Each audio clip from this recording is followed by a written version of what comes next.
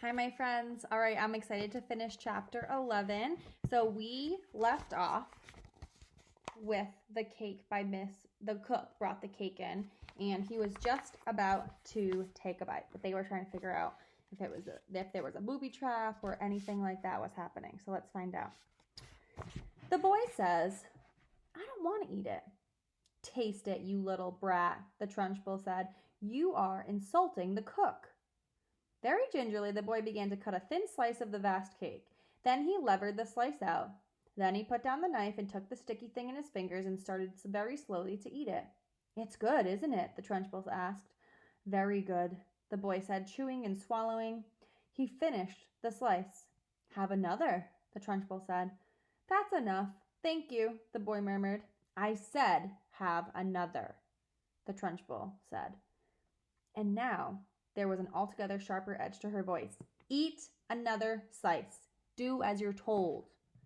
"I don't want another slice," the boy said. Suddenly, the Trunchbull exploded. "Eat!" she shouted, banging her thigh with the riding crop. "If I tell you to eat, you will eat. You wanted cake. You stole cake, and now you've got cake. What's more, you're going to eat it. You do not leave this platform, and nobody leaves this hall until you have eaten the entire cake that is sitting there in front of you. Do I make myself clear, Bog Trotter? Do you get my meaning?" Uh-oh. The boy looked at the Trunchbull. Then he looked down at the enormous cake. "Eat! Eat! Eat!" the Trunchbull was yelling. Very slowly, the boy cut himself another slice and began to eat it. Matilda was fascinated. "Do you think he can do it?" she whispered to Lavender. "No," Lavender whispered back. "It's impossible. He'd be sick before he was halfway through." The boy kept going. When he had finished the second slice, he looked at the Trunchbull, hesitating. "Eat!" she shouted. "Greedy little thieves who like to eat cake must have cake. Eat faster, boy, eat faster. We don't want to be here all day. And don't stop like you're doing now. Next time you stop before it's all finished, you'll go straight to the chokey, and I shall lock the door and throw the key down the well." Oh, the boy cut a third slice and started to eat it. He finished this one quicker than the other two, and when that was done, he immediately picked up the knife and cut the next slice. In some peculiar way, he seemed to be getting into his stride. Matilda, watching closely, saw no signs of distress in the boy yet. If anything, he seemed to be gathering confidence as he went along. "He's doing well," she whispered to Lavender. "Oh, he'll be sick soon," Lavender whispered back. "It's going to be horrid."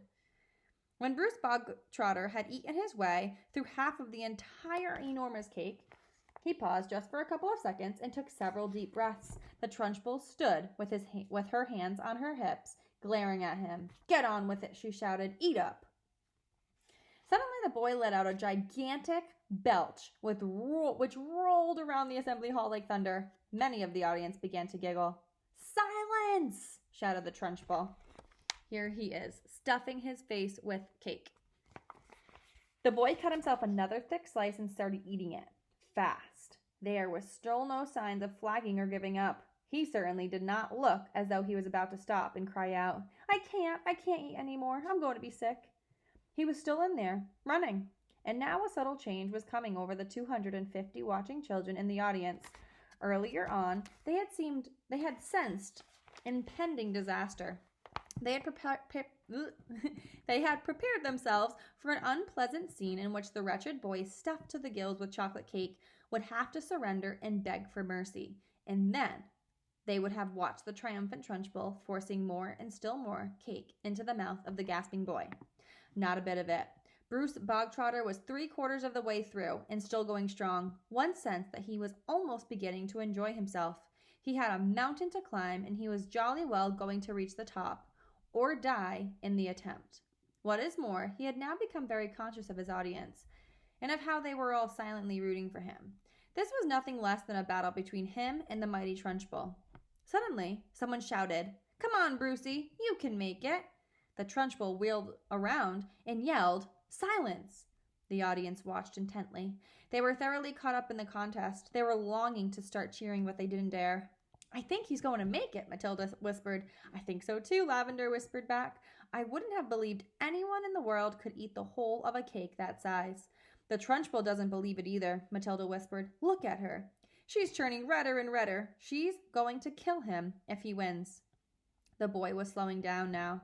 There was no doubt about that, but he kept pushing the stuff into his mouth with the dog perseverance of a long-distance runner who has just sighted the finish line and knows he must keep going.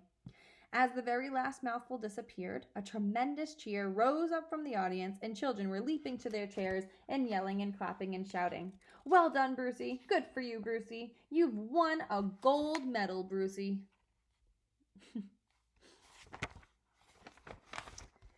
The Trunchbull stood motionless on the platform. Her great horsey face had turned the color of molten lava. Her eyes were glittering with fury. She glared at Bruce Bogtrotter, who was sitting on his chair like some huge, overstuffed grub, replete, comatose, unable to move or speak. A fine sweat was beading his forehead, but there was a grin of triumph on his face. Suddenly, the Trunchbull lunged forward and grabbed the large, empty china platter on which the cake had rested. She raised it high in the air and brought it down with a crash right on top of the wretched Bruce Bogtrotter's head, and pieces flew all over the platform. The boy was by now so full of cake, he was like a sack full of wet cement. You couldn't have hurt him with a sledgehammer. He simply shook his head a few times and went on grinning.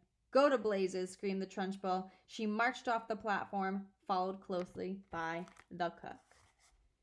Wow, Bruce actually did it, and he didn't even get hurt. Crazy. All right, my friends, the next chapter tomorrow will be chapter 12, and it is called Lavender. So we'll learn a little bit more about her. All right, have a good evening.